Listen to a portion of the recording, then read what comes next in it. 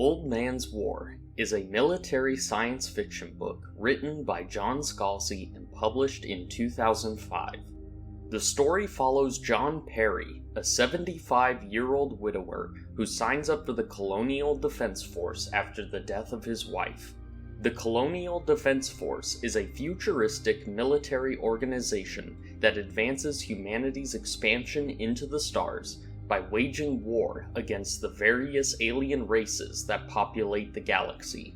The CDF offers retirees the chance to join up for a 2-year term of service on the promise that they will be given a colony and a new life upon completion of their term. As John Perry serves his 2-year term, he begins to learn more about humanity's effect on the galaxy and the true nature of the CDF. Old Man's War is a book that is often talked about in discussions of modern science fiction and seems to be generally popular among fans of military science fiction. It has been highly recommended to me, and as a fan of classic military sci-fi, I was curious to see how a more modern author would tackle the genre. After reading the book, I would say that my thoughts on it are pretty mixed, and I want to explain why. So here are my thoughts on Old Man's War. Starting off with the positives, I would say that the book's greatest strength is its premise. Having a protagonist that is 75 years old is pretty unique, as most adult science fiction has a protagonist that is either a young adult or middle-aged. Having an older protagonist allows the book to explore themes of grief and loss in a way that is different from books with young protagonists. Along these lines, John Perry's connection to his wife Kathy acts as a strong emotional core to the story, and it results in some of the best lines in the book.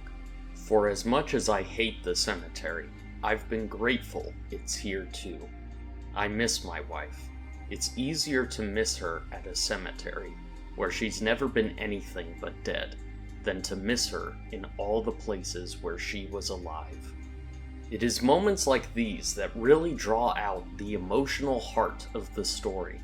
I also really enjoyed the first act of the book, as we see all of these older characters come together and bond over their shared life experiences and reminisce about the good old days. In this way, I would say that I like the way John Scalzi writes these elderly characters, as it feels realistic to how they would talk and it isn't demeaning or stereotypical. The book also clearly takes direct inspiration from classic military science fiction books like Starship Troopers and the Forever War in terms of its world building and themes. It feels like it is paying homage to Heinlein and Haldeman while also updating the genre for modern readers. The book is also written in a way that is very straightforward, fast-paced, and easy to read. In these ways, I can see why Old Man's War has gained such a huge following. However, I do also have some critiques. Getting into the negatives, I would say that the biggest aspect that held this book back from being great was the way it handled its characters. While John Perry is a decent protagonist with a good motivation, most of the other characters bled together for me. John Scalzi clearly has a snarky and sarcastic sense of humor that is very distinct, but when every character has that same snarky attitude, it loses its value. Along these same lines, the way this book handled the deaths of its characters I found to be a bit underwhelming. I understand that in real war, people die suddenly and unceremoniously. However, there is a way to do that in which it feels more meaningful. Without spoiling too much, this book introduces a bunch of characters that get killed off later in the narrative, and while it does establish how brutal the war is, it also felt emotionally hollow.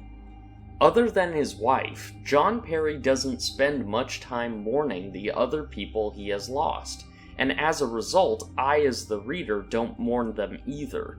The other aspect of the book that dragged it down for me was I wasn't invested in the romance that happens later in the book.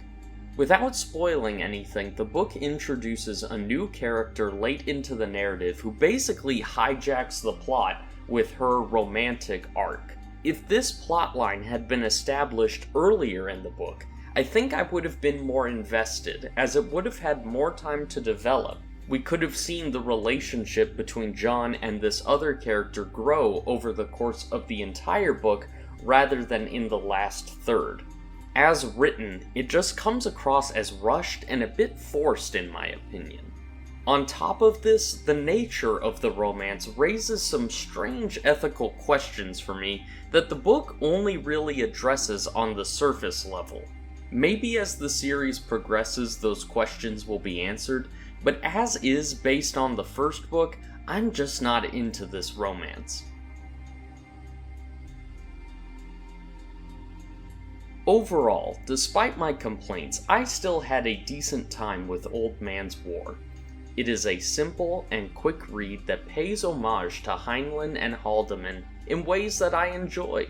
I enjoyed the premise and the world building, but this book was held back for me due to the lack of deep characterization and the forced romance. I didn't love it, but I didn't hate it either.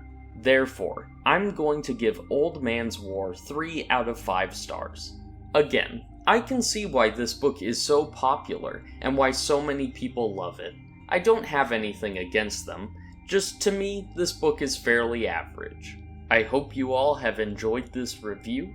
Be sure to like and subscribe if you enjoyed the video, and comment down below on your own thoughts on Old Man's War, and if you would be interested in seeing me continue the series. Thank you all for watching, and I'll see you in the next video.